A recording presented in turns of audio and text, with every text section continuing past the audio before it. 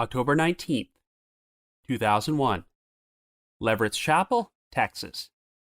After leaving our house to go for a walk on a nearby trail, 15-year-old Jessica Sadler never returns home, and her body is discovered underneath a trash pile at a dump site in a wooded area 4 days later. Jessica's cause of death is determined to be blunt force trauma, and suspicion is directed towards her 18-year-old friend Curtis DeWayne Howard, who confesses to having had sex with Jessica on the day she disappeared. Since Jessica was underage, Curtis is charged with sexual assault, but winds up being acquitted at trial, and since there is not enough evidence to link him to Jessica's murder, the crime remains unsolved. After that, the trail went cold.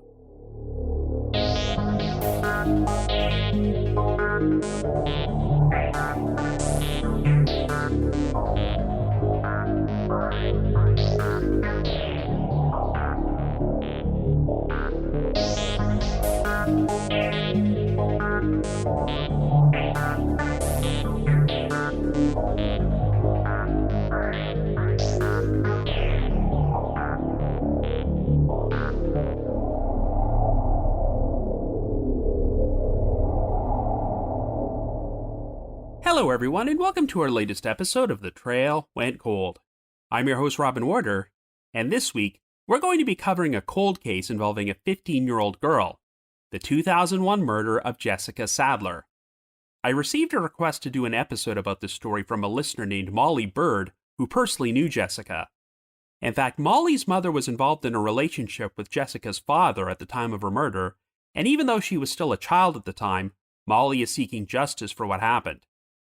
Jessica went missing after she left her home in Leverett's Chapel, Texas to go for a walk on a trail in a nearby wooded area, but even though she planned to return in time for dinner, she never did, and her body would be discovered under a trash pile at an illegal dump site 4 days later. Jessica's clothing was removed and found neatly folded next to her body, which suggested that she may have been murdered by someone she knew, and she was strangled and received a fatal blow to the head. Since an 18-year-old friend of Jessica's named Curtis DeWayne Howard was seen with her shortly after she left her house, he immediately became the prime suspect.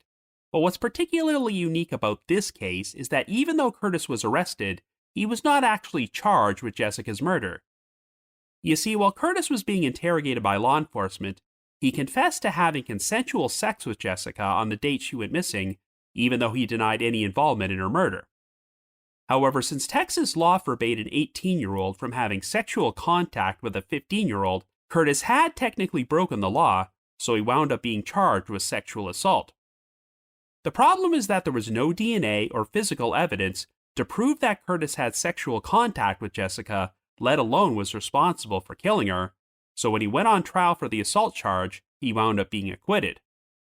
But while double jeopardy prevents Curtis from being charged with sexual assault again, he could still technically be charged with murder if new evidence ever surfaced that he killed Jessica.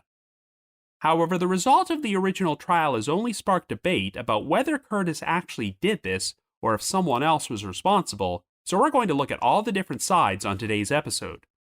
Anyway, before we get started, just a quick reminder that The Trail Went Cold is a weekly podcast, which is currently available for download on several platforms, including Apple Podcasts, Spotify, Amazon Music, YouTube Music, Podcast Addict, and more. So if you like this podcast, be sure to subscribe to it, and please leave us a rating or review on any of those sites to help spread the word. The Trail Went Cold is on Patreon, so if you would like to learn how to support the show, please visit our page at patreon.com/thetrailwentcold. For as little as $1 a month, you can garner access to exclusive rewards, including stickers and thank you cards, early access to episodes, and bonus content, as our Patreon page has over 80 exclusive bonus episodes and archives which are not available on our regular feed. So with all that out of the way, let us now explore the murder of Jessica Sadler.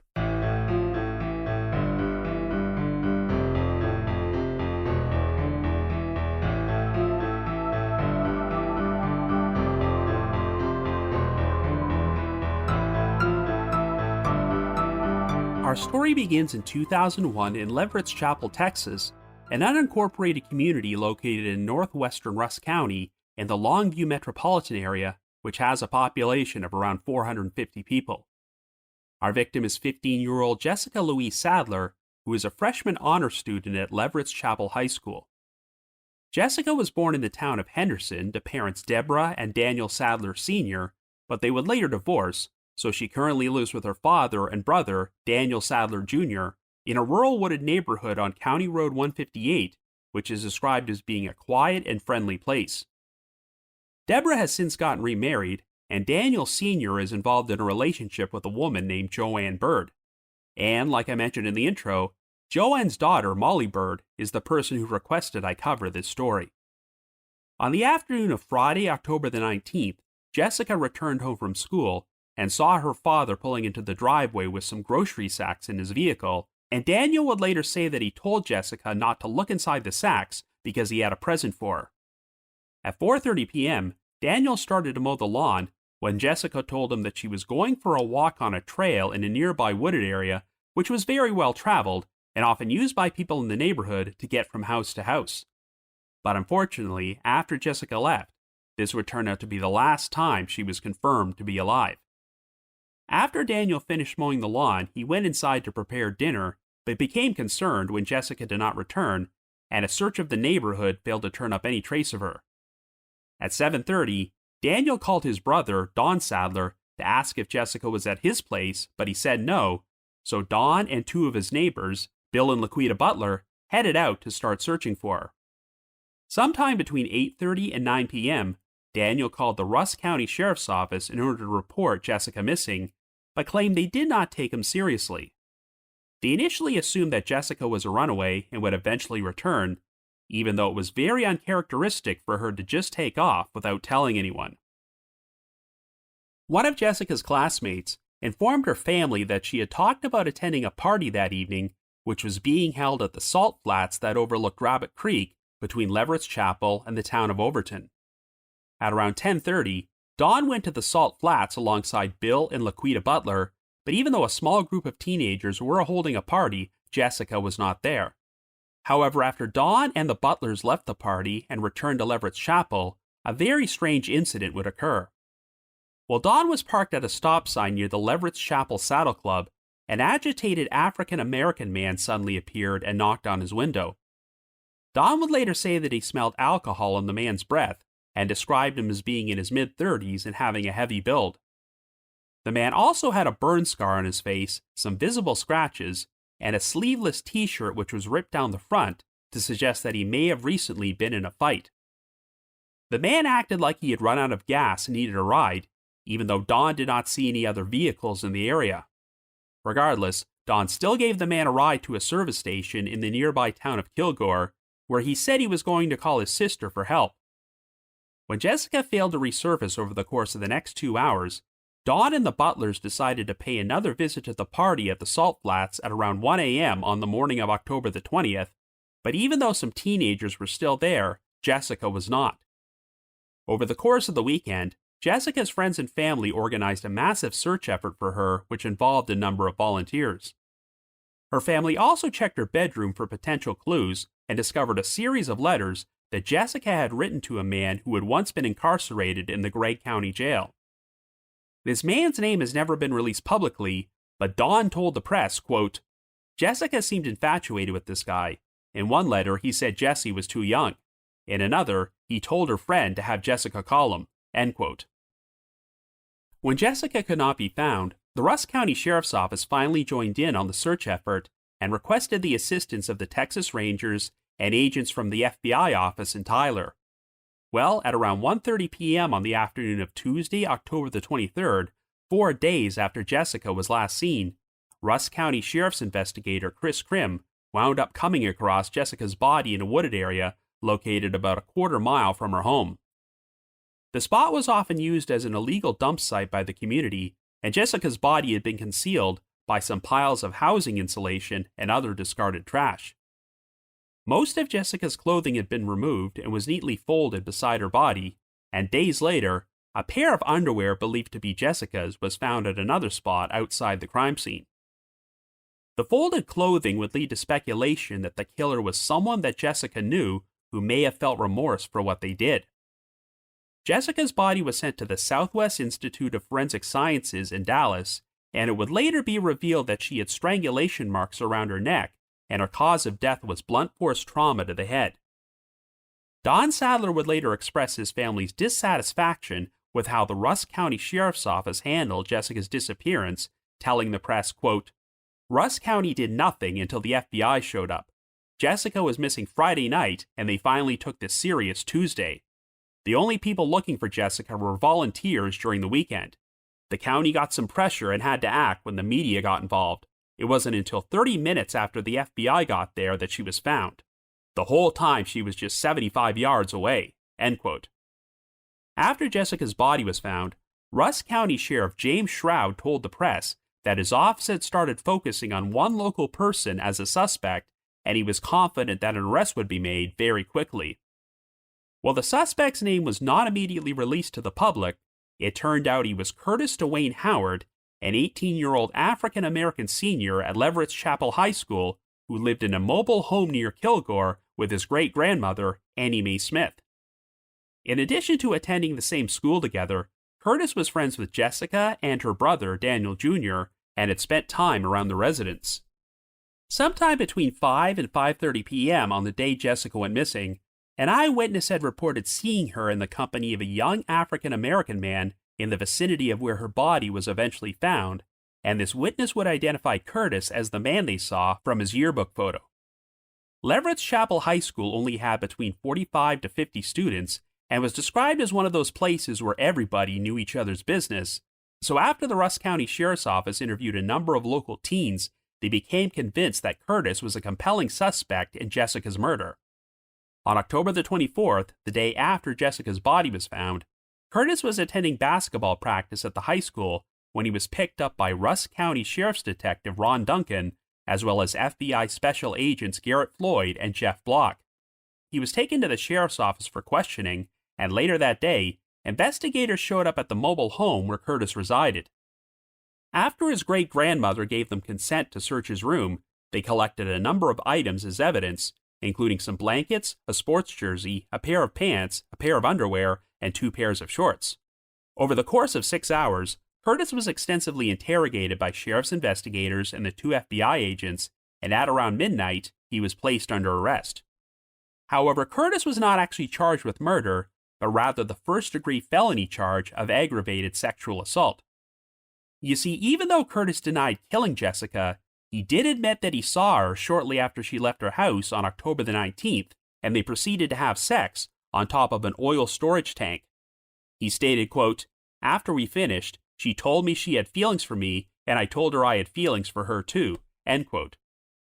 Curtis's story was that he and Jessica went their separate ways, and he never saw her again, but even though he did not admit any culpability in her murder, investigators still had him sign a typed confession about their sexual encounter. But of course, the problem was that Curtis was 18 and Jessica was 15, and Texas law stated that persons under the age of 17 were deemed incapable of giving consent to sexual activity. Curtis's confession, as well as the eyewitness sighting of him and Jessica together, were cited as the probable cause and the affidavit used to arrest him for aggravated sexual assault, and he would be taken to the Rusk County Jail and held on a $100,000 bond. Sheriff Shroud then told the press, quote, "Howard is the lead suspect in Miss Sadler's death, but we must gather all the physical evidence first, and that may take a while," end quote. The Sadler family was left in shock by the news of Curtis's arrest, as Jessica's mother Deborah stated, quote, "Jessica trusted him, she had no reason to fear him, he was her friend," end quote. Daniel Sadler Sr. seemed to feel the same way, stating, quote, "He was like a protector to Jessica. I felt safe with him around her, but I didn't know him that well," end quote. Additional comments were provided by Don Sadler, who stated, quote, "The boy has been in the home, he has been in my home. To find out he has done this to Jessica is devastating. She was her daddy's little sunshine. This is what he called her, but she was like a ray of sunshine to everyone who ever met her," end quote. Joanne Bird would also share this quote about Jessica in the Tyler Morning Telegraph, quote, "She isn't just another murdered child. She had a spirit of goodness, kindness, and mercy in her. This is her legacy because she was an encourager and touched a lot of lives," end quote. On October the 27th, funeral services were held for Jessica at the Leverett's Chapel High School auditorium, followed by visitation at the Raider Funeral Home in Kilgore. Since Daniel's side of the family originally hailed from New York State, he arranged to accompany his daughter's body there so she could be laid to rest at Forest Hill Cemetery in the village of Belmont. On October the 29th, 4th Judicial District Judge Clay Gossett issued a general gag order which prevented anyone affiliated with law enforcement from discussing the case with the media or the general public. The gag order specifically instructed law enforcement and legal counsel to withhold comment about the results of any polygraph exams which took place, even though they would not be admissible in court. On November the 9th, it was announced that a Rusk County grand jury had handed down an indictment against Curtis, but due to his relationship with Jessica, he was indicted on the lesser charge of sexual assault of a child, which is a second-degree felony, rather than the first-degree felony of aggravated sexual assault. For their part, numerous residents who knew Curtis told the media that they felt he was incapable of killing anyone, as one source referred to him as a quote-unquote gentle giant of a kid, well-liked in the close-knit community. According to Curtis's great-grandmother, after Jessica went missing, she never saw any scratches or suspicious evidence on Curtis to indicate he had committed a crime. Curtis had also attended the aforementioned party, which was held at the Salt Flats near Rabbit Creek later that night, and Jessica's Uncle Don would confirm having seen Curtis standing near the bonfire both times he stopped by the party, though he said he never spoke to Curtis. On November the 30th, Judge Clay Gossett held a hearing at the Rusk County Courthouse in Henderson, in which Curtis's defense attorney, Rusty Phoenix, requested that his bond be reduced from $100,000 to $55,000, since Curtis had been indicted on a lesser charge than what he was originally arrested for.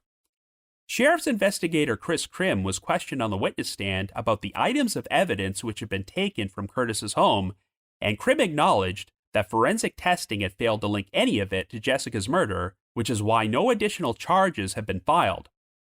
The defense also presented a family friend named Steve Robbins to act as a character witness for Curtis. When Robbins took the stand, he said glowing things about Curtis, who had once lived with his family for about a year. Robbins also said that if Curtis was released on bond, he would allow him to stay at his house, stating, quote, "I have no reservations about him living with my family or even being around my 10-year-old daughter," end quote. Judge Gossett agreed to reduce Curtis's bond to $55,000, but almost immediately thereafter, the entire courthouse would have to be evacuated after security received a phone call about a bomb threat. A search of the building failed to turn up any bombs, and the authorities believed that the timing of the threat was nothing more than a coincidence and had nothing to do with the case. Since Curtis's family could not afford the $55,000 bond, it would be paid by a Longview attorney named Darrell Bennett, who had once been a history and government teacher at Leverett's Chapel High School, and by mid-December, Curtis was released from jail into the custody of Steve Robbins and his family. Over the course of the next year, Curtis attended an alternative education program in Kilgore, and after earning his high school diploma, he started majoring in computer technology at Texas State Technical College in Marshall. Well, Curtis's sexual assault trial finally began at the Rusk County Courthouse in April of 2003, and he would continue to be represented by defense attorney Rusty Phoenix, while the state's case was prosecuted by Rusk County Assistant District Attorney Paul Houston.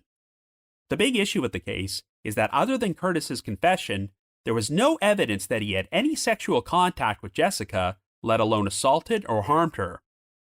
No DNA or physical evidence could be found on Jessica's body that matched Curtis, and none of the clothing or bedding collected from his mobile home contained any traces of semen or materials from the trash pile where Jessica was concealed. During his testimony on the witness stand, Chris Krim even acknowledged, quote, "There is no physical evidence in regards to the sexual assault case, and there is no evidence putting Howard at the murder scene," end quote. In fact, even though most of Jessica's clothing had been removed, it was questionable whether or not she had been sexually assaulted at all. Krim even admitted that he found it strange that Jessica's underwear was found at another spot outside the original crime scene, as investigators did not notice it until days after the discovery of her body. The defense called upon a board-certified anatomic, clinical, and forensic pathologist named Dr. Joseph Gallardo, who testified that he had reviewed all the case documents and the autopsy report, and he claimed that the sexual activity kit used to test samples from Jessica's body failed to turn up any physical or scientific evidence of sexual activity on the day of her death. However, the prosecution attempted to discredit Dr. Gallardo's conclusions by calling upon a former colleague named Dr. Lynn Salzberger, a medical examiner with the Southwestern Institute of Forensic Sciences. 2 years earlier, Gallardo had been Salzberger's supervisor at the Dallas County Medical Examiner's Office, where he worked as deputy chief, but Salzberger alleged that he had issues with drug use, which led to his abrupt decision to quit. Dr. Salzberger also testified and said that due to the decomposition on Jessica's body, she was unable to determine whether or not Jessica had sexual contact with anyone before she was killed. Salzberger confirmed that decomposition could hurt DNA preservation at a crime scene, but acknowledged, quote, "I am not an expert in DNA, I have had some training, but that is not my specialty," end quote. Even though Curtis was not on trial for Jessica's murder, his defense team intended to generate reasonable doubt by pointing towards an alternate suspect. You might recall that while searching for Jessica on the night she disappeared, Don Sadler had been approached by a disheveled black man in a torn t-shirt who asked for a ride to a gas station. Well, this man had since been identified as Bobby Don Mumphrey, a 41-year-old Kilgore resident with a criminal history, and he was questioned during the early stages of the investigation. Prior to Jessica's murder, Mumphrey had served a 40-day jail sentence for driving while intoxicated and a 5-year prison sentence after he was convicted of burglary. Shortly after midnight on February 10, 2002, Mumphrey was driving while intoxicated on Highway 31 outside a nightclub near Longview when he struck and killed a pair of pedestrians named Melinda Wright and Carolyn Jackson. Mumphrey was charged with 2 counts of intoxication manslaughter and was awaiting trial when he was called upon to testify as a witness by Curtis's defense team. Even though Mumphrey had told Don that he ran out of gas that night, he now testified that he had gotten into a fight with his sister, which is why he wanted a ride to Kilgore. Mumphrey was forthcoming about sharing his whereabouts on the night of Jessica's murder, but when asked about whether he had ever spent time in prison, the presiding judge, Paul Banner, suggested that Mumphrey consult with his own counsel before answering the question and sent the jury into recess. Mumphrey then borrowed a cell phone to call his attorney, who advised him that since he had pending charges, he was not required to provide testimony that might be self-incriminating. As a result, Mumphrey elected to recuse himself as a witness and bring a halt to his testimony, and when the jury was brought back into the courtroom, Judge Banner explained the situation to them. When Mumphrey's sister, Marion Mumphrey, later spoke to the press, she refuted any allegations that he might have been responsible for Jessica's murder, stating, quote, "He's not a murderer, he ain't got that type of heart. My mama and daddy didn't raise us to be killers. I'm going to stand up for him," end quote. Since the police investigation into Mumphrey's manslaughter case was fraught with mistakes and they lost key pieces of evidence, he never actually went to trial, as a plea deal was reached in May of that year, where he agreed to plead guilty to the lesser charge of criminally negligent homicide and spent 18 months in state jail. However, following his release, Mumphrey would continue to have legal trouble as he was arrested at least 2 more times on the charges of driving while intoxicated. Getting back to Curtis's trial, a former Leverett's Chapel school bus driver named Misty Sikowski testified that she had seen a car belonging to Mumphrey's family tailing her bus just a few days before Jessica disappeared. According to Sikowski, quote, "Jessica and her friend told me their ride was behind us and they needed off. When I looked back and saw 4 colored men in the car, I told the girls to get back on the bus," end quote. Curiously, Sikowski also testified that during the original search effort for Jessica, her father Daniel had attempted to keep the volunteers from searching the wooded area containing the trash pile where Jessica's body was ultimately found. In addition, 2 other witnesses testified that they had searched the trash pile on 2 separate occasions on October the 20th and 22nd, but did not see a body, and the trash appeared to look undisturbed until Jessica was found there on the 23rd. Well, during the trial, Judge Banner had to remind the prosecution, the defense, and the jury that Curtis was on trial for the charge of sexual assault, not murder, stating, quote, "The evidence is strong that Jessica was murdered and that someone concealed the body, but that is not what we are here for today. We are investigating the question as to whether or not sexual assault to a child has occurred. That is it," end quote. During his closing summation, defense attorney Phoenix told the jury, quote, "Folks, put yourself in his shoes for just a second. Here you are, an 18-year-old high school student being questioned by FBI agents with a combined total of more than 40 years' experience. That was not a voluntary confession," end quote. Indeed, before deliberations began on April the 25th, Judge Banner clarified to the jury that a person cannot be convicted based solely on a signed confession unless the state has proven beyond a reasonable doubt that the crime the defendant confessed to was actually committed. Well, in the end, the jury only had to deliberate for less than half an hour before they found Curtis not guilty of the charge of sexual assault of a child. Following the verdict, Curtis's mother, Rosalind Jordan, told the press, quote, "I've received closure from my side of the family, but I grieve for Jessica's family still. It is such a horrible thing that happened, but part of the burden has been lifted. It doesn't change the fact that a girl died, though, and we all feel so bad about that," end quote.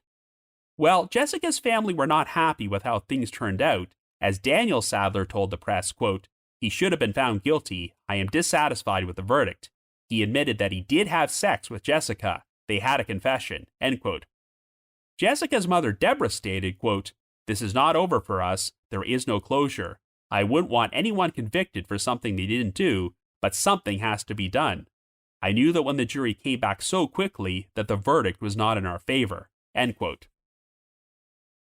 Just over 5 years later, in September of 2008, the Rusk County Sheriff's Office Criminal Investigation Division publicly announced that they would be taking a fresh look at Jessica's murder. Their new lead investigator, Sergeant Jack Tully, told the press, quote, "Right now we have about 3 suspects in the case. All the witnesses and suspects from the previous case will be interviewed again and fully investigated," end quote. While it was confirmed that Curtis was one of the individuals who would be interviewed again, it was unclear if he was still considered to be the prime suspect, as Sergeant Tully stated, quote, "She was killed within 4 hours of leaving her home. We felt that the murder occurred after she left her boyfriend," end quote. Unfortunately, it does not appear that this new investigation uncovered any substantial new leads, as this was the last time I've seen this case get any coverage in the media. However, it's worth noting that ever since his acquittal, Curtis has had a number of run-ins with the law. In 2006, Curtis was convicted on 5 separate counts of drug possession or delivery and received a 12-year prison sentence, though he wound up being released early on parole. But in July of 2013, Curtis violated his parole when both he and a female companion named April Michelle Connolly were arrested at the Executive Inn Hotel in Kilgore as agents from the Gregg County Organized Drug Enforcement Team found crystal methamphetamine, marijuana, methadone pills, and drug paraphernalia inside the room. Both Curtis and April were charged with misdemeanor marijuana possession, but Curtis was hit with the additional charges of first-degree felony manufacture delivery of between 4 grams and 200 grams of a controlled substance, and third-degree felony possession of a controlled substance. It's unclear how much prison time Curtis served for these offenses, but just 1 year ago, in June of 2024, a grand jury indicted Curtis on 2 counts of possession of a controlled substance with intent to deliver, 1 count of possession of a controlled substance, and 1 count of evading arrest and detention with a vehicle. I have no idea what Curtis's current legal situation is, but even though he was acquitted on the sexual assault charge, he has never been charged or brought to trial for Jessica's murder, so he could technically still be arrested for that crime if new evidence against him ever surfaced. But for the moment, the truth about who was actually responsible for killing Jessica Sadler remains unclear. So I guess you could say the trail went cold.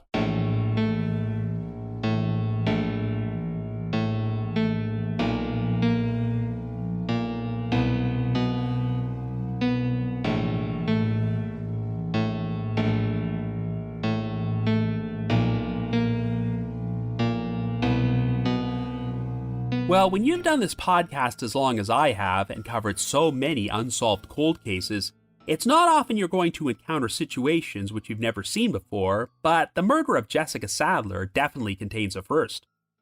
I honestly cannot recall another case in which a murder suspect was arrested and charged with sexually assaulting the victim, but was not charged with the actual murder itself, and then wound up going to trial and being acquitted on the original charge.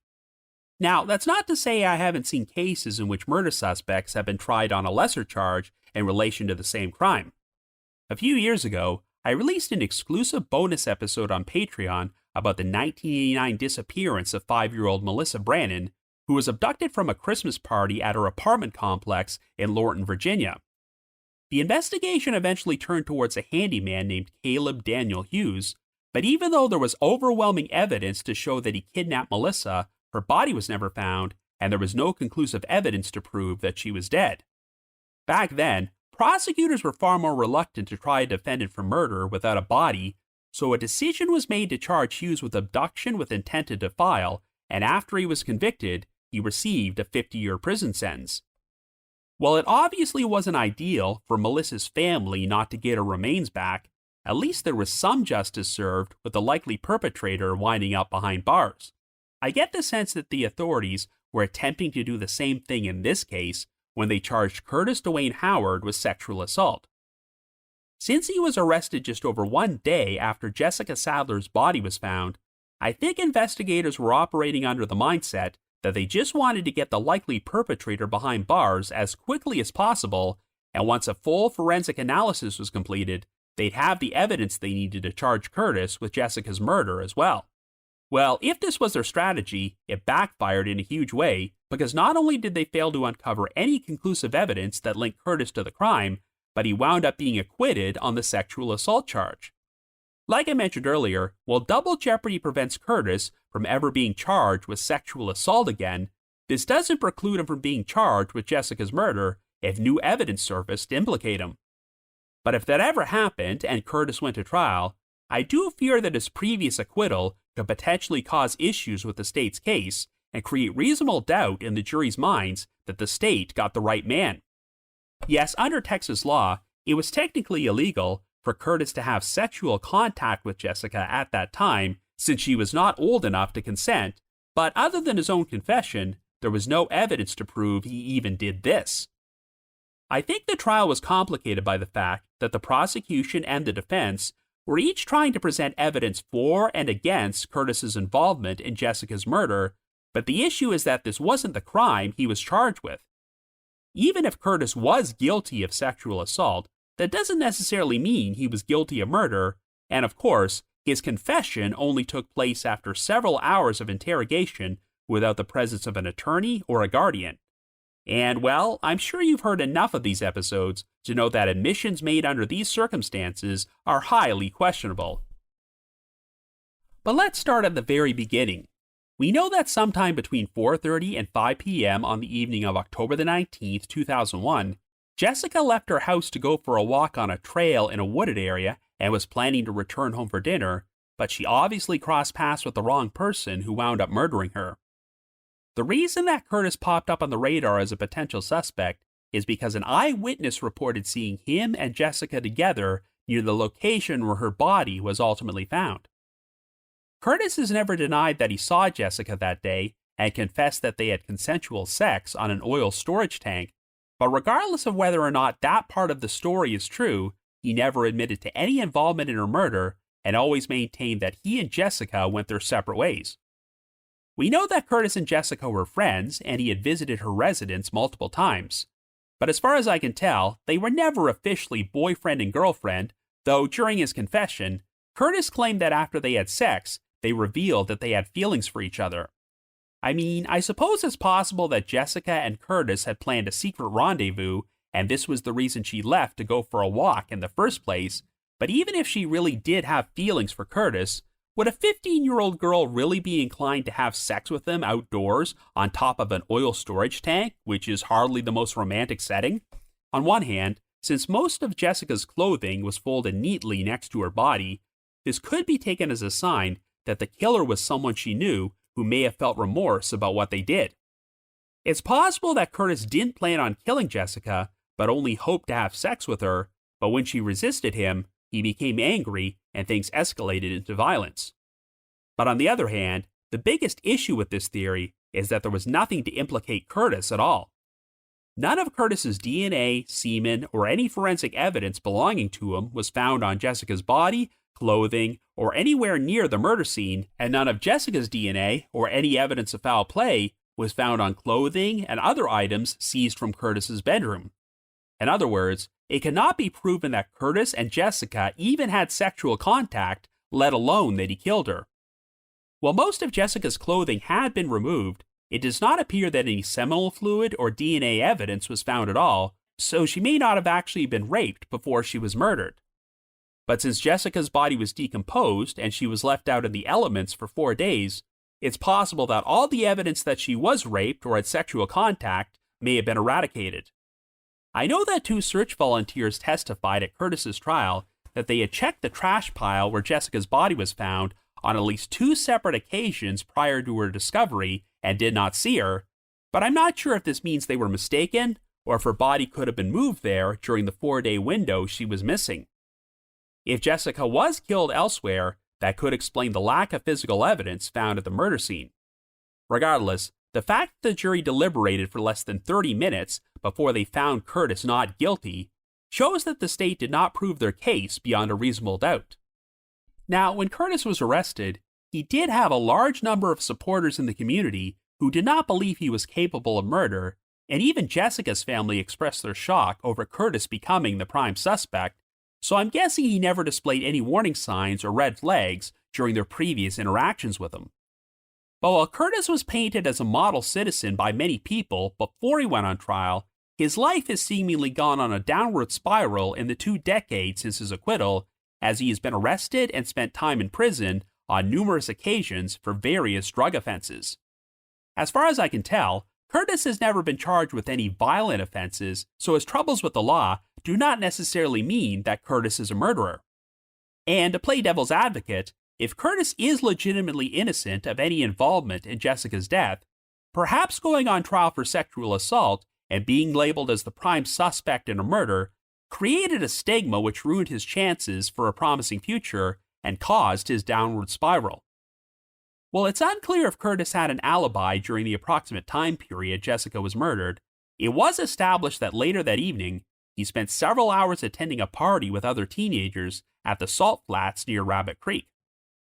We know Jessica was strangled, which is a sign of intimate partner violence, but her exact cause of death was a blow to the head, and given that the murder weapon was never found, Curtis would have needed to get rid of it before he went to the party.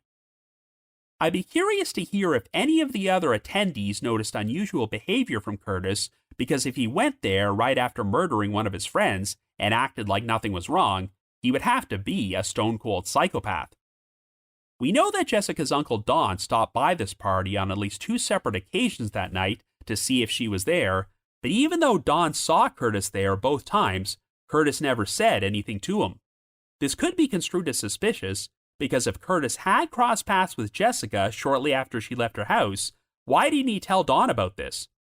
On the other hand, if Curtis was innocent of the murder, but still had sex with Jessica when he saw her, I could see why he would be reluctant to say anything. While we're on the subject of Uncle Don, let's talk about his strange encounter that evening with Bobby Don Mumphrey, who was pushed forward as a potential alternate suspect in the murder. As you'll recall, while Don was parked at a stop sign, Mumphrey seemingly popped up out of nowhere and banged on his window, implying that he had run out of gas and needed a ride, even though Don could not see a vehicle anywhere. Don also said that Mumphrey had a torn shirt and appeared to have scratches on him, so given the circumstances, it's tempting to believe that Mumphrey might have had something to do with Jessica's murder. Mumphrey did have a lengthy criminal record, which included a burglary conviction and numerous arrests for driving while intoxicated, and just a few months after Jessica's murder, he struck 2 women with his vehicle and killed them. But once again, there's a big difference between committing the crime of intoxication manslaughter and intentionally murdering and possibly raping a 15-year-old girl. If he wanted to, Mumphrey also had the right to refuse to testify at Curtis's trial, but he said he had nothing to hide in regards to this case and only stepped down from the witness stand in order to avoid potential self-incrimination for his other trial. There was also some odd testimony at Curtis's trial from Misty Zakowski, the local school bus driver, who claimed that in the days prior to Jessica's disappearance, her bus was being followed by a car which belonged to Mumphrey's family and contained 4 black males. Jessica and one of her friends were on the bus at the time and apparently asked Zakowski to stop the bus because they wanted to get a ride in this vehicle, but it sounds like Zukowski refused to do so. If that car did belong to Mumphrey's family, does this mean that Jessica personally knew him? If so, why was a 15-year-old hanging around with a guy who would have been around 40 at that time? Another detail I would love to learn more information about is the discovery of some letters in Jessica's room in which she was corresponding with an older man who had been incarcerated in the Gregg County Jail. It's been reported that Jessica was infatuated with this man, and we know that Mumphrey had served time in jail, though I have to think that if he was the guy in the letters, this would have been revealed already. Whoever this man was, I'd love to know how thoroughly he was investigated as a potential suspect, and if he was able to account for his whereabouts on the date that Jessica was killed. So back in 2008, the Rusk County Sheriff's Office announced that they were reopening the investigation into Jessica's murder and taking a fresh look at 3 possible suspects.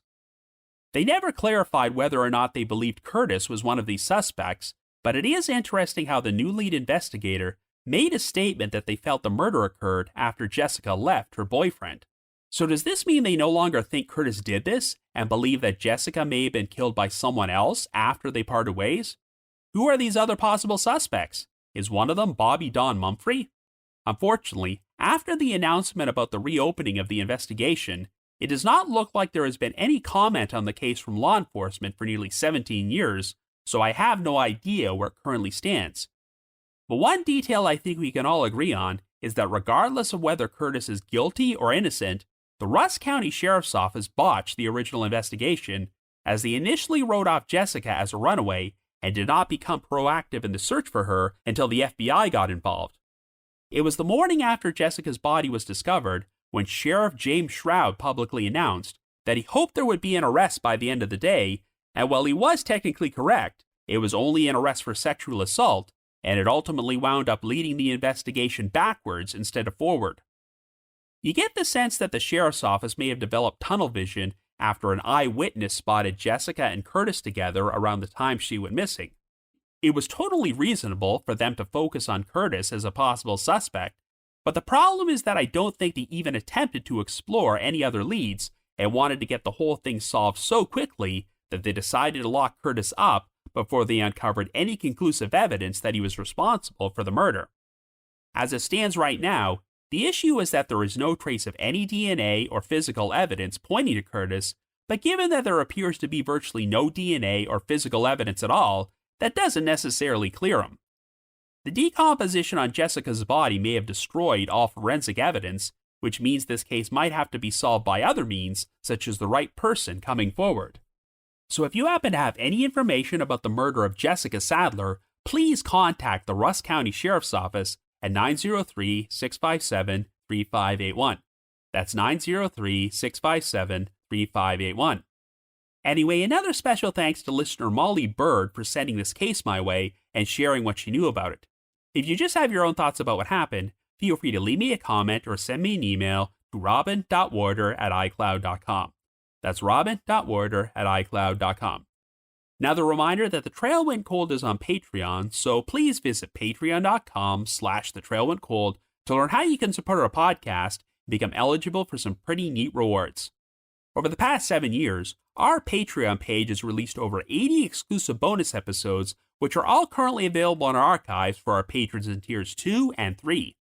This past month, I released a bonus episode about the unsolved disappearances of Jack Quinn and Philip Breen, a pair of fugitives profiled on Unsolved Mysteries who were wanted for committing financial crimes but were never caught and are still fugitives to this day.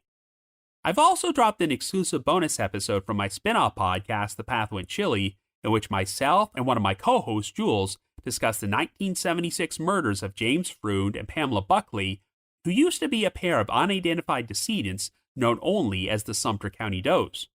And for our patrons in Tier 3, I've recorded another new audio commentary track, which can be played over a classic episode of Unsolved Mysteries, and we now have over 70 of these commentary tracks in our archives. I'd also like to give a shout out to our most recent listeners who have signed up with us on Patreon this week, and they are Quirky Motor, Kathy J, Morgan L, Brittany W, and Stephen M. Thank you all so much for your support. And before I bring this episode to a close, I'd like to play a promo and provide a recommendation for another true crime podcast, Evil Eyes, The Boy in the Mat, the Kendrick K.J. Johnson story. The 2013 death of Kendrick Johnson, a 17-year-old high school student who was found inside a rolled-up gym mat at his high school, has always been a very controversial case, but it has also been rife with misinformation. The people behind Evil Eyes got access to all of the case documents and did several interviews, and will be releasing new information about the case which has never been made public before, and hopefully put a lot of the conspiracy theories surrounding this story to rest. Here's their trailer. 911, where's your emergency? Yes, I'm calling. My son had come home from school. On January 11th, 2013, the body of a student was discovered inside a rolled-up wrestling mat at Lowndes County High School in Valdosta, Georgia. Sheriff Chris Prine says they are investigating this case as a possible homicide. To this day, the family is seeking justice for his death. Season 1 of Evil Lies unravels the twisted story 10 years in the making, drawing from thousands of photos, videos, and documents, including the full, unredacted official Lowndes County Sheriff's Office case file. You will find information in this series you won't find anywhere else, and we have the sources to back it up. From the evidence that we found that this is not a murder, it appears just to be a terrible, terrible tragedy. This limited series features interviews with officials involved in investigations, local Valdosta experts, and people who followed the case closely as it developed. Did you have anything to do with the death of Kendrick Johnson? No. He's like one of my good friends. Even at the time of his death? Even at the time of his death. They can say whatever they want, but in the end, the truth will prevail, and everybody will find that me and my brother have been innocent and always will be innocent. Join us as we attempt to find the truth. What really happened to Kendrick Johnson? I also wanted to mention that in just over 1 month, The Trail Went Cold will be appearing on Podcast Row at the True Crime Podcast Festival, which is taking place in Boston, Massachusetts at the Doubletree by Hilton Hotel, Boston North Shore, from July the 18th to the 20th. If you would like to purchase tickets, we have a specialized promo code you can use to get a 20% discount. So please visit truecrimepodcastfestival.com and use the promo code ROBIN20 to get 20% off tickets. Once again, visit truecrimepodcastfestival.com and the promo code is ROBIN20 for 20% off. I just wanted to give another shout out to my supporters at the Unsolved Mysteries message board at the Sitcoms Online forum and the Unresolved Mysteries subreddit. I need to provide a big thanks to Miguel Foote, who edits and assembles this podcast together for me, and Vince Nitro, who composes the eerie music you hear on every episode.